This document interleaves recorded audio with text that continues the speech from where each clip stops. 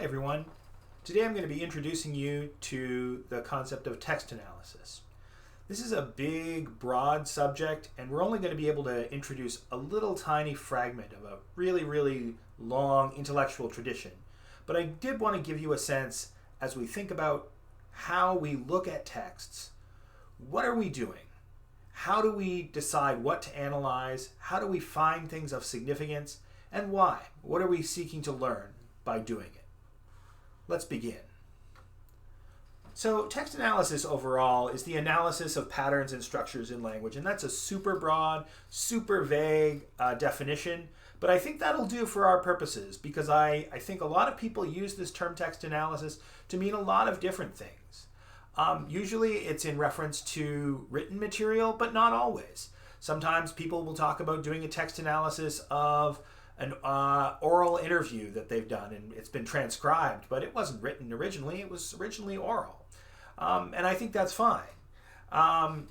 Usually, when people use the term text analysis, it's talking about something above the level of the word. It's not just the analysis of a single word, and usually it's not just the analysis of a single sentence. It's rather a set of sentences that exist in a structured or patterned way. And I think that's normally going to be the case. But again, there are people who are doing things and they might be calling it text analysis, but they might be things that are really focused on a single word used throughout the text in several places or something like that. And again, I don't think we should be too insistent on this one word having a single meaning. One thing that I think is generally true is that the kinds of information you're looking to gain are not necessarily purely linguistic information.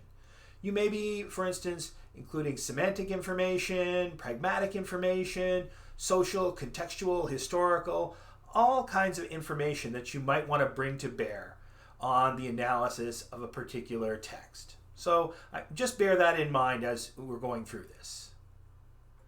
Now, how to do it. Again, there are lots and lots of different methodologies and lots of different perspectives. You could spend the next 20 years studying this subject and still only scratch the surface. One thing that I think is generally true is that textual analysis involves attention to variation and choice among some possibilities. When you're reading a text, you always want to be aware of the question of what could someone have said or written instead of what they did? Why did they make that choice rather than some other choice? And that will get you thinking flexibly about the kinds of ways in which texts get constructed and used. And that really gets us to the next point, which is that text analysis involves attention to the inferred intentions and goals of participants and their audiences. So this can be an author and some imagined audience for that text. But there can be other participants as well. There can be bystanders. There can be for a speech, there could be a speechwriter versus the person giving the speech. There are a lot of different aspects because there could be a lot of different actors involved in the creation and production and interpretation of that text. So you want to be aware of that as you're going into it. Comparison with similar or related texts. So we know that texts don't exist in a vacuum, that when you encounter a text, you're always thinking about what are other texts that might be like this in some way, but different in other ways? And this allows us to analyze across different texts to see themes and to see patterns, but also to see key differences. Last, I'll point out that text analysis is not really limited to one discipline. It's highly interdisciplinary, and it includes both highly humanistic or interpretive perspectives and more scientific or positivistic approaches as well. And I'm not interested in being a gatekeeper. I'm really interested in finding the methods and approaches that work best for us. And I've included a reference here to Bernard and Ryan's book chapter on text analysis, which I think is kind of a gold standard for things I'd want you to think about and look at. All right. So we're going to look today at a case study from some ads from the 1918, or really rather 1918 to 1920 or so, influenza epidemic. And there are lots and lots of things that we're going to look at when we're looking at ads. And I'm just going to point out some of the things that we're going to be looking at in the text that we're going to examine in just a moment. These are not the only things that you could look at. It's really important to note that some of them are only going to be relevant to some texts, and some of them aren't going to be relevant at all, and there are going to be other things that could be on this list that would be relevant to a different set of texts than the one we happen to be looking at. All of the texts that we're going to be looking at are American ads in newspapers, written in English, and we're going to look at 2 from 1918 and 1 from 1920. All right, let's move on. Now, here's an ad that I think is really interesting. We start with a really powerful image. A nuclear family, classically American, stereotypically white, middle class. But what they're doing is that they're washing their hands together. By the way, does any man wear a tie when washing his hands at home? It's really hard to wash your hands while you're wearing a tie. Trust me, I know. Don't do that. But I think this image is extremely evocative, and it's right up at the front, and it's really presenting a very sanitized, white bread, middle class notion of American social life that was probably aimed at a white middle class audience for this newspaper. Next, let's start looking at the text. First paragraph, we start off right away with an invocation of nameless health authorities. Health authorities in the present epidemic. Okay, and then they're urging you to do some things. And note the imperatives. Gargle your throat. Wash your hands. And I think it's worth noting that this is something that many of us are experiencing right now, imperatives to do with washing our hands as frequently as possible. Now, the second paragraph starts with this unusual, interesting, but pretty common phrase, they say. And this invites 2 interpretations. Is they say the authorities who are referenced in the first paragraph? That could be. In other words, are the sayers also the ones who are the urgers? Or is this the nameless faces they say, that we use to refer to some anonymous, unspecified actor who has some sort of claim about the world? They say it's going to rain tomorrow. Okay. Who's they? We're not told. But then the second part of that next paragraph I think is really fascinating. And note the change. Hands are constantly exposed. And it's surprising how often they are put up to the mouth and other parts of the face. Again, you've heard this lately. Trust me.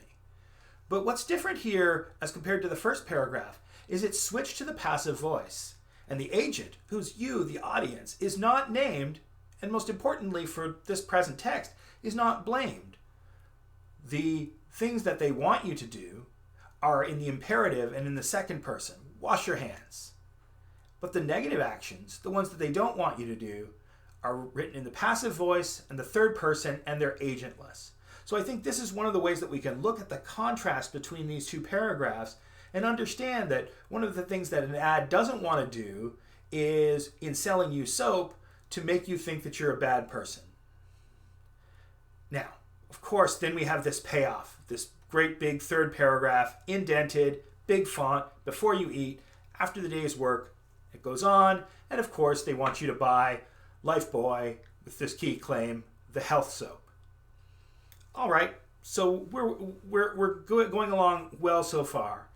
Now, the final paragraph is pretty neutral, but it has this very odd phrase at the end, the mouths of the skin.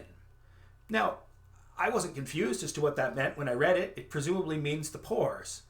But it did lead me to wonder, is this a common phrase? Is this something that gets used a lot? And as it turns out, it's not.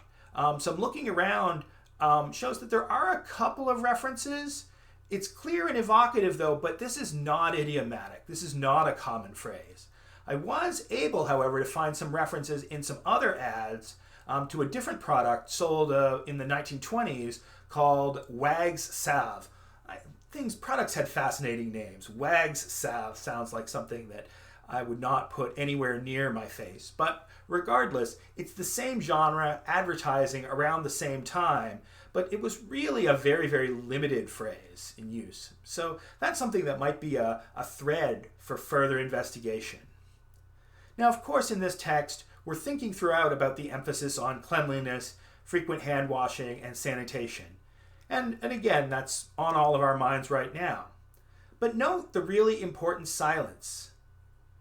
Now, here we are in the midst of enormous influenza epidemic. But what's missing is the words influenza and flu don't appear in this text. They're euphemized, the present epidemic and the disease. So we're looking at these euphemisms and circumlocutions as ways of not referring to a subject that one doesn't want the reader to think about too much, but clearly just enough to make people aware of what, of course, everyone knew what everyone was talking about, but at the same time, it's this very sanitized text. So I think you have a sanitized text for a sanitized product, and that says a lot. All right, let's move on.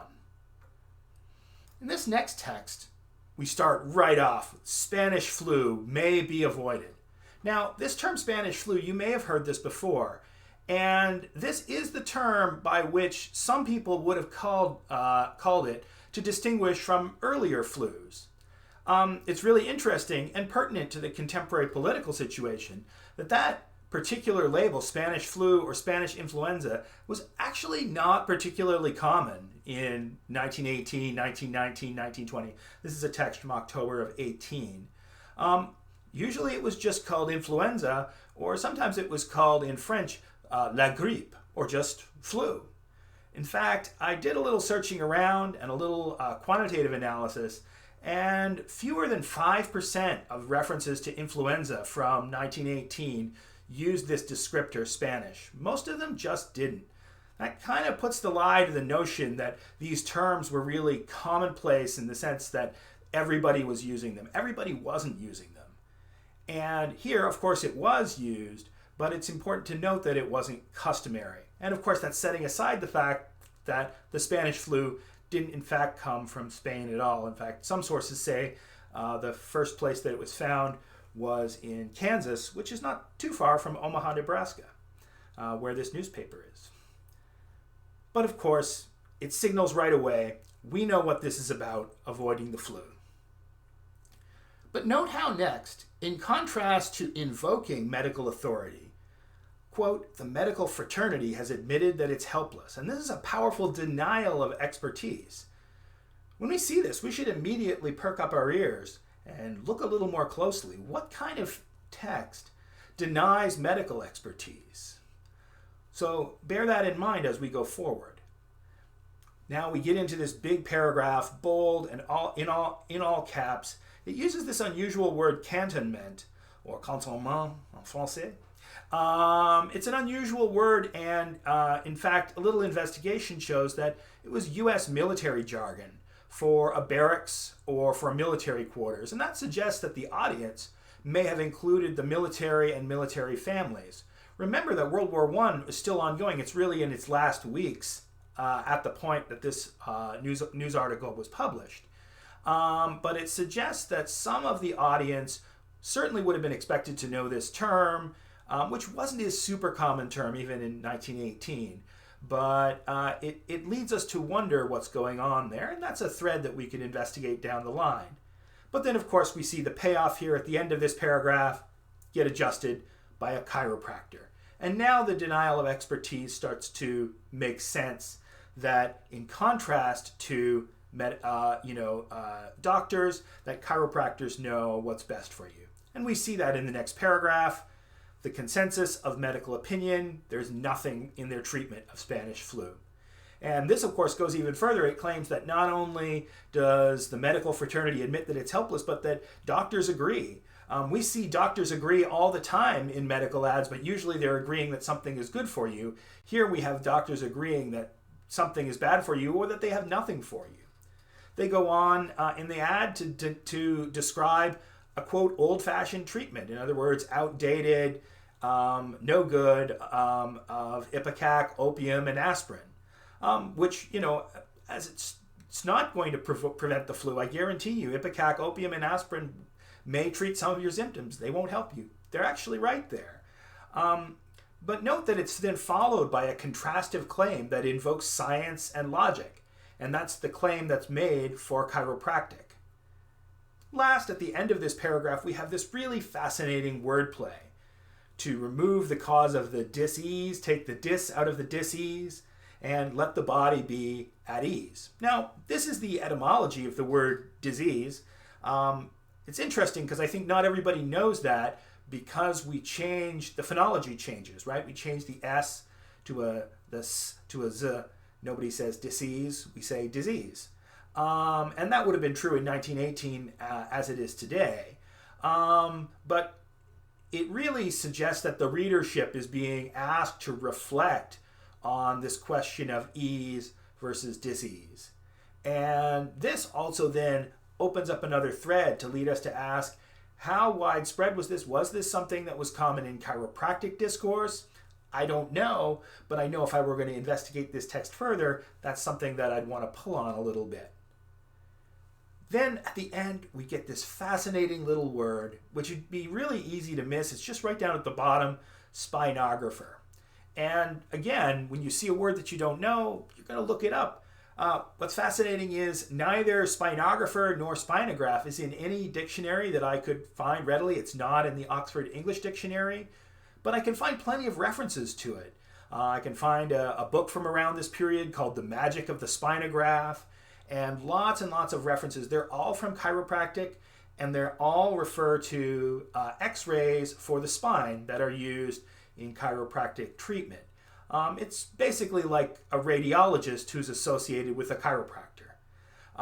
Nonetheless, when I find a word like this that isn't in any of the regular reference dictionaries, I just get really excited. It's not going to be the biggest thing, but it is this kind of interesting textual reference. And of course, it would have been a rare word. Even at the time, your average member of the audience would not have known what a spinographer is, except perhaps through reflection on the etymology. If you recognize that it's spine plus graph, you figure it's something who's taking some imagery or measurements of the spine.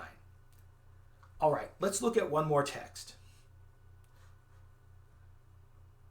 All right, let's get ready for the flu.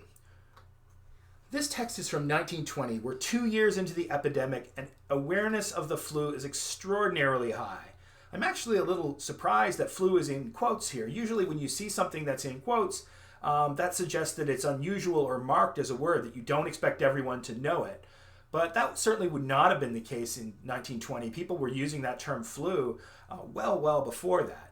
But it is really interesting that it's there, and it's clearly getting people prepared.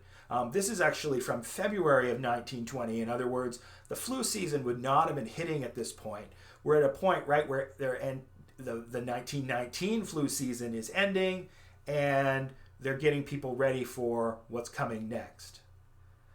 Next, I want to draw your attention to the collocation of system and purified. These two words coming together 3 separate times. Systems purified in paragraph 1, systems purified in paragraph 2, and system is purified in paragraph 3. Then we also have this other phrase, clogged up system. In a short text like this, that's a lot of repetition, and that should certainly draw your attention. It's also not very meaningful. I'm not sure what it means to have a clogged up system or to have a pure system. It's a lot of purity discourse and a lot of system discourse. The body as a system is a common metaphor, and it's not a bad way to understand your body, but this is a really strong, repetitive phrase that comes throughout this text. Okay, so let's look at it. What is this? Okay, this is an ad for Calotabs, which are nausea-less calomel tablets. Now, you might be asking, as I did, what is calomel? Turns out it's a form of mercury chloride, and it's a powerful purgative, used, in fact, since antiquity, but especially since the 17th century through the early 20th century, was kind of a panacea, a cure-all used to treat just about anything. I should be very clear here as a public health announcement. Calomel is a terrible thing to take. It is mercury. It will cause severe nausea and cramping. It will cause gum deterioration. It will cause tooth loss. It will cause gangrene. It will cause brain damage. Please do not take calomel. But as we're currently in an environment where various remedies and various treatments are being proposed for COVID-19, I think it's worth looking at this kind of discourse. This is not unique to 1918 or 1920. Next, let's get into the body of the text itself. And this first phrase, this first 7 words, physicians and druggists are advising their friends, creates a whole scene. What a fascinating phrase. It's not just that physicians and druggists think, believe, or know something, but they're telling their friends. And by implication, they're not telling you. This creates, just in a little clause, a little mini drama in which there are various participants. There's the company, Calotabs, and they're reporting the speech of physicians or druggists, these experts.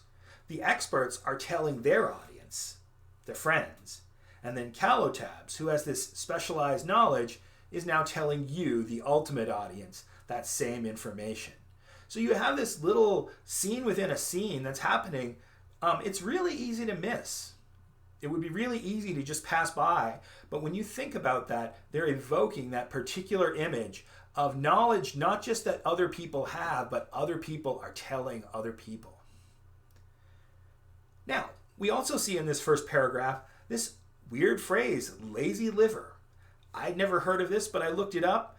Turns out there's a brand of pale ale called Lazy Liver. It sounds terrible. Maybe it's great. I don't know. I wouldn't buy it based on the name. But I did also find lots of ads from the 1910s to 1920s. It's not really a technical term. It's not a technical medical term, lazy liver. But it is part of this genre of medical advertisement. It's being used towards lay audiences to give a sense of what the liver is doing or a particular state or condition of the liver. That may have been understood by some people, but would have been exposed to lots of people. Lots of people would have seen this phrase in this kind of genre, and so they're using it in the same way. All right. Now, we note the references also in both paragraph 1, paragraph 2, paragraph 3 to colds. And this is, again, interesting because there really is no direct relationship between cold and influenza. But Calotabs is kind of being offered up as a panacea, as a treatment for all kinds of things. By the way, you could get the flu, but maybe you could have a cold. Take Calotabs as well. But now we get to the real point of this whole ad, is that the central theme here is an emphasis on a lack of side effects, and we see this really in the center, in that big paragraph in the middle. No salts, no nausea, no griping, no sickening after effects. Griping? What's that? When I see griping, I think about complaining. I think about my students griping about their grades or griping about their professors. Okay, but that doesn't really make much sense in this context.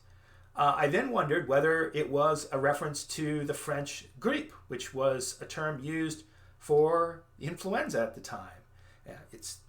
But as it turns out, it was neither of these things. Looking in the Oxford English Dictionary, I found this reference to the verb gripe to produce pain in the bowels, as if by constriction or contraction, to cause gripes. And so this is actually just reaffirming there's no danger in this product, you'll feel fine. Now, by the way, I don't believe this, I don't think you'll feel fine, don't take it. But it's all about this discourse emphasizing the safety of the product. An irony given that almost certainly in the long term, this product is worse than the influenza itself. All right, just to wrap up, as you're doing text analysis, one of the things that's really critical is to be flexible. There isn't just one way to analyze any text, and there isn't just one thing to look for.